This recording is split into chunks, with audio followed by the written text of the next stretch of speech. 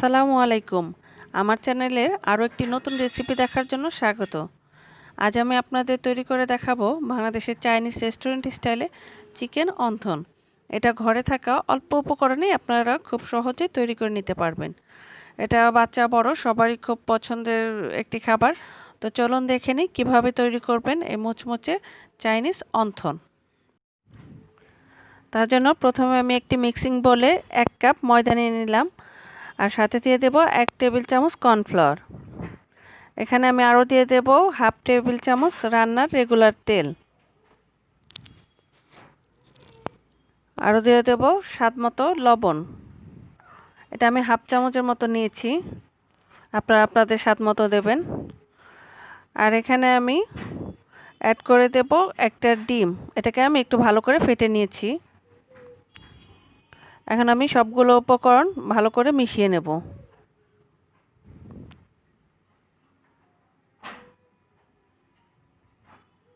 আমার মেশানো হয়ে গেছে। এখন আমি অল্প অল্প পানি দিয়ে এটাকে একটা সফট ডো তৈরি করে নেব। এখন আমি অল্প করে একটু পানি দিয়ে এটাকে মেখে নিচ্ছি, যদি আরও লাগে সেটা দেব। একবারে পানিটা দিতে যাবেন না, একটু বুঝে পানিটা দেবেন। আমার ডোটা তৈরি হয়ে গেছে। এখন আমি এটাকে আধা ঘন্টার জন্য রেখে দেব। এখন আমি ভেতরের পুরটা তৈরি করব। তার জন্য মুরগির বুকের মাংস নিয়েছি, হাড় ছাড়া 1 পাট নিয়েছি। এটাকে আমি ছোট ছোট টুকরো করে নেব।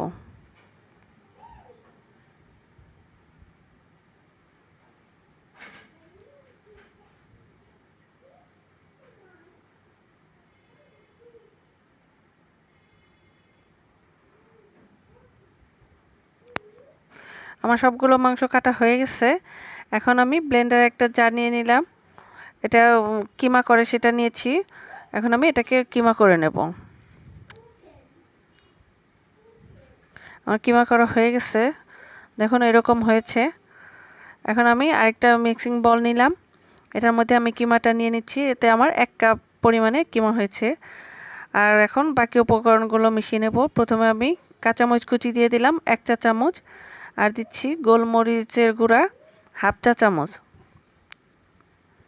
আর দিয়ে দেব আদা বাটা আধা চা চামচ, আর রসুন বাটা দিচ্ছি, সেটাও আধা চা চামচ।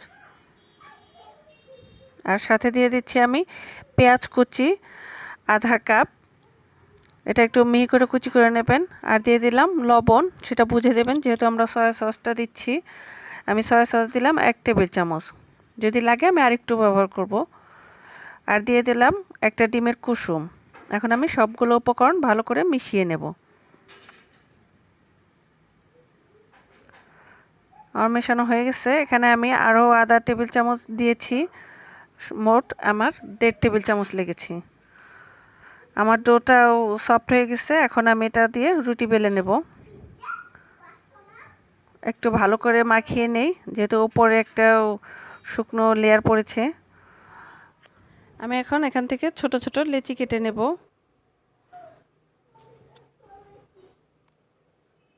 চেষ্টা করবেন সবগুলো লেচি যেন একই সমান হয়। আবার আপনারা চাইলে বড় রুটি বেলেও কুকি কাটা দিয়ে কেটে নিতে পারেন। আমার সবগুলো লেচি কাটা হয়ে গেছে। এখন আমি এগুলোকে একটা সাইডে রেখে দেব। আর এখান থেকে আমি একটা লেচি নিয়ে একটু গড়িয়ে নিচ্ছি। এটাকে আমি একটু ময়দা দিয়ে রুটি বেলে নেব।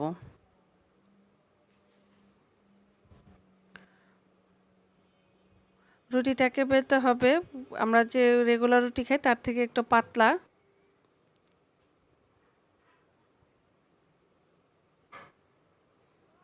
আমার রুটিটা বেলা হয়ে গেছে, দেখুন কতটুকু পাতলা হয়েছে। এখন আমি এর মাঝখানে পুর দিয়ে দেব। এখানে আমি 1 টেবিল চামচ পুর দিয়ে দিচ্ছি, কারণ আমার রুটিটা একটু বড় হয়েছে। এখন আমি চারপাশে একটু পানি দিয়ে দেব, যাতে মুখটা যখন সিল করব আর ছুটে যেতে না পারে। আমি এখন চারপাশে ভালো করে চাপ দিয়ে আটকে দেব। এখন আমি মাঝখান থেকে একটু করে ভাগ করে 2 পাশের মাথাটাকে আমি সিল করে দেব। তৈরি হয়ে গেল আমার অন্থন। দেখুন কত সহজ। এভাবে আমি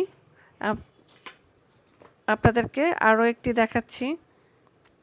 আমি আবার একটা লিচি নিয়ে গড়িয়ে নিলাম। একটু ময়দা দিয়ে আমি একটা পাতলা রুটি তৈরি করে নেব।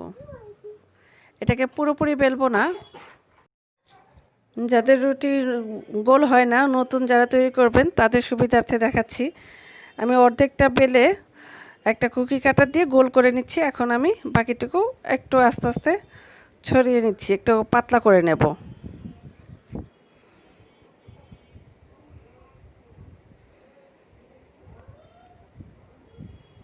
এখানে আমি পুরটা দিয়ে দিলাম। এখন আমি রুটিটাকে ভাঁজ করে দিচ্ছি। চারপাশ দিয়ে একটু পানি দিয়ে দেব, যাতে মুখটা খুব ভালোভাবে আটকে যায়।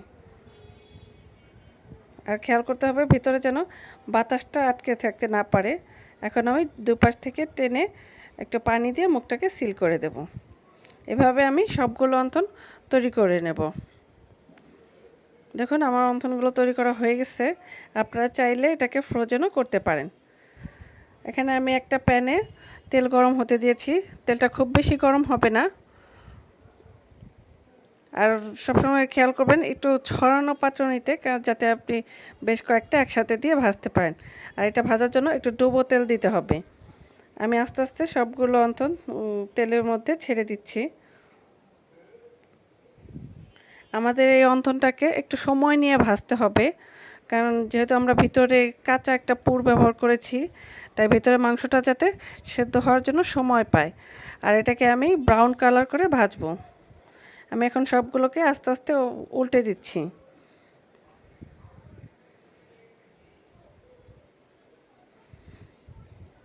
এভাবে আমি একটু সময় নিয়ে ভাজবো। আমার অন্থনগুলো ভাজা হয়ে গেছে, প্রায় ব্রাউন কালার চলে এসেছে। এখন আমি একটু চেক করে দেখব ভিতরে মাংসটা ঠিকঠাক ভাজা হয়েছে নাকি। এভাবে একটু টাক দিলে যদি টনটন শব্দ করে তাহলে মনে করবেন ভিতরের ইটা সিদ্ধ হয়ে গেছে পুরটা। আর যদি শব্দ না করে তাহলে আরেকটু সময় নিয়ে ভাজবেন, তাহলে দেখবেন অন্তটা যখন আপনারা নামিয়ে পরিবেশন করবেন ততক্ষণও মচমচে থাকবে। আর যদি শব্দ করে তাহলে কিন্তু না, শব্দ না করে তাহলে নামালে দেখবেন এইটা অন্তনটা তাড়াতাড়ি ড্যাম হয়ে যাবে। এখন আমি আবার একটু চেক করে দেখছি হয়ে গেছে। এখন আমি এগুলোকে তুলে নেব। আমি দুটো দুটো করে তুলে নিচ্ছি। তৈরি হয়ে গেছে আমার মজাদার অন্থন। আশা করছি রেসিপিটা আপনাদের কাছে ভালো লেগেছে। ভালো লাগলে লাইক দেবেন, বাসায় ট্রাই করলে অবশ্যই আমাকে কমেন্টস করে জানাবেন। আর আমার চ্যানেলটিকে সাবস্ক্রাইব করে আমার পাশে থাকবেন। আল্লাহ হাফেজ।